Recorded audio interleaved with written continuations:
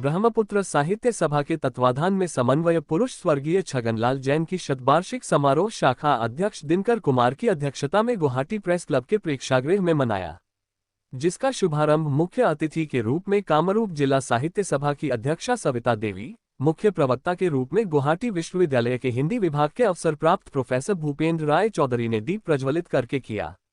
इस अवसर पर उनके साथ शाखा अध्यक्ष दिनकर कुमार, वरिष्ठ पत्रकार विनोद रिंगानिया, स्वर्गीय छगनलाल जैन के पुत्र डॉक्टर प्रदीप जैन उपस्थित थे। शाखा सचिव सौरभ बोथरा के संचालन में अतिथियों का सम्मान किया गया।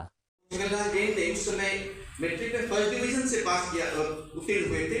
वो मार्कशीट आज भी हमारे पास है और असमिया भाषा में 80 अंक मिले थे, लेटर मार्क्स जिसे कहा जाता है। उन दिनों असमिया में लेटर मार्क्स मिलना बहुत बड़ी बात थी। कुछ कभी बिरले ही लोग थे जिन्हें असमिया में लेटर मार्क्स की सोच सकते थे। उन दिनों की बात है। तो गुलाब गुरुवर ने बताया कि जब हमें पता चला कि उन्हें लेटर मार्क्स मिले हैं असमिया भाषा में, तो हमें उनसे बहुत जलन हुई थी, हमें उनसे हिंसा हुई थी कि ये एक व्यक्ति है जिसकी मातृभाषा असमिया नहीं है, इसके बावजूद वो असमिया में इतना अच्छा प्रदर्शन कैसे कर लेते हैं। तो उसके बाद होम मिनिस्टर थे उन दिनों फुकन आए, शायद रेवेन्यू मिनिस्टर थे डॉक्टर जयना शर्मा, वो आए, भूतपूर्व मंत्री रमणी बर्मन नलबाड़ी से वो आए। फिर एक दिन हमें समाचार मिला कि असम के मुख्यमंत्री आना चाहते हैं और बाबू जी से मिलना चाहते हैं। तो ये बात हमें पता चली। उसी दिन शाम को सुपरिटेंडेंट, मेडिकल कॉलेज के सुपरिटेंडेंट थे, उन्होंने मुझे बुलाया और कहा कि आप तुरंत इन्हें प्राइवेट केबिन में शिफ्ट कीजिए। महात्मा गांधी उनका हत्या और प्रेम और आदर अगाध विश्वास रखी काम करा गांधीवादी हिसाबे तो परिचय दी। ये सोचकर आज आश्चर्य होता है कि जब ये आंदोलन में उतरते उस समय मैं घर से रात भर बाहर रहते थे और उनका परिवार इस बात के बारे में चिंतित रहता था कि वे कहाँ पर रहेंगे और किस तरह से खान पान कर रहे होंगे, कहाँ सो रहे होंगे।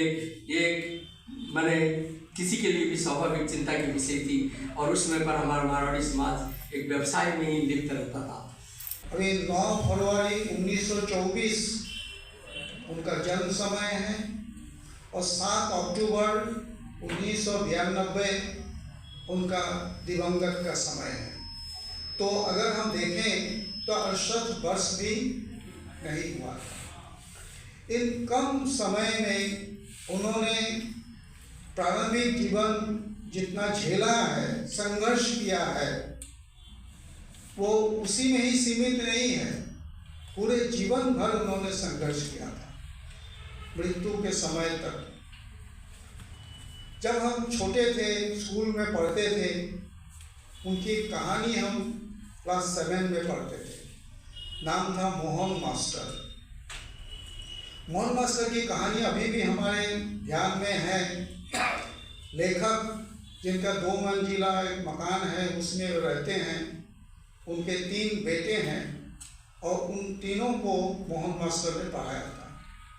मोहन मास्टर उनके घर के बगल में ही या पास में ही वो थे, लेकिन कभी परिचय होने का मौका नहीं मिला, बात करने का मौका नहीं मिला या इच्छा नहीं थी, ऐसा भी हो सकता है। तो मोहन मास्टर एक स्कूल में काम करते थे और बच्चों को आदमी बनाते थे, केवल शिक्षा डिग्री नहीं, आदमी बनाते थे। तो इनके 3 बेटे को भी उन्होंने आदमी बनाया। तो अस्वस्थ हुए तो स्कूल में गए। 28 वर्ष उन्होंने काम किया स्कूल में। उनकी तनख्वाह क्या थी? 15 रुपया शुरू में, और वो जाकर पहुंची थी 47 रुपये, 47 रुपीज़, इतने ही। तो जैसे तैसे गुजारा करते थे। 1924 को स्वर्गीय छगनलाल जी का जन्म हुआ था। तो 9 फरवरी 2024 में उनके जन्म को 100 साल पूरे हो रहे हैं। उनका असम साहित्य सभा से बहुत गहरा जुड़ाव था। ब्रह्मपुत्र साहित्य सभा असम साहित्य सभा की एक शाखा है। इस नाते हमने ये ज़रूरी और अनिवार्य समझा कि उनकी जन्म शतवार्षिकी को मनाया जाए। वो एक समन्वय पुरुष थे। असमिया समाज और मारवाड़ी समाज के बीच एक सेतु का काम करते थे। मारवाड़ी समाज से वे पहले एमए थे और उन्होंने अपना एमए अंग्रेजी में तो किया ही था, इसके पहले उन्होंने असमिया विषय में लेटर मार्क पाया था। इस तरह असमिया समाज से उनका गहरा जुड़ाव था। आज हमारे एक मुख्य वक्ता ने जैसे कहा है कि वे अपने आप को मारवाड़ी नहीं समझते थे, वे असमिया ही समझते थे, और ये बात बिल्कुल सही है। मेरा भी उनसे व्यक्तिगत संबंध था और जब भी हम मिलते थे तो बातें कुछ इसी लाइन में होती थी कि मारवाड़ी और मारवाड़ी समाज को किस तरह असमिया समाज में घुल मिल जाना चाहिए, जिससे एक बृहत्तर असमिया समाज का गठन किया जा सके। असमिया समाज की जो चिंताएं थी, जैसे विदेशियों का आगमन और असमिया समाज की असमिया भाषा जीवित रह पाएगी या नहीं, असमिया भाषा को कैसे और विस्तार दिया जाना चाहिए, इन सारी चिंताओं को वे बहुत अपने दिल से महसूस करते थे और उनके समाधान के बारे में हमेशा सोचते थे। इसलिए आज हम उन्हें याद कर रहे हैं। काश वैसे हम चाहते हैं कि और वैसे व्यक्ति हमारे समाज से उभर कर आएँ।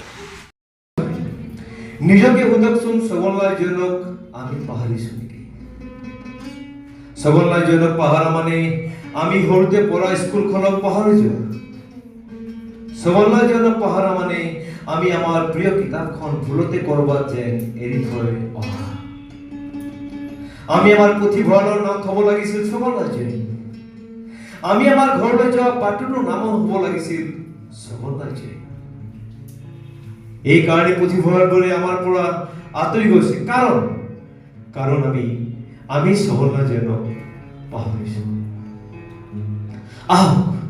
আহক আমি সকলোৱে অনুতাপ কৰোঁ, সকলোৱে এটপালকৈ চকু পানী পাত কৰোঁ তেওঁৰ নামত, যাতে সবললাৰ জি উঠে আমাৰ মাজত। আওকো আমাৰ আঙুলিত ধৰি যাতে আমাক লৈ যায় অপসংস্কৃতিৰ কাইবোৰ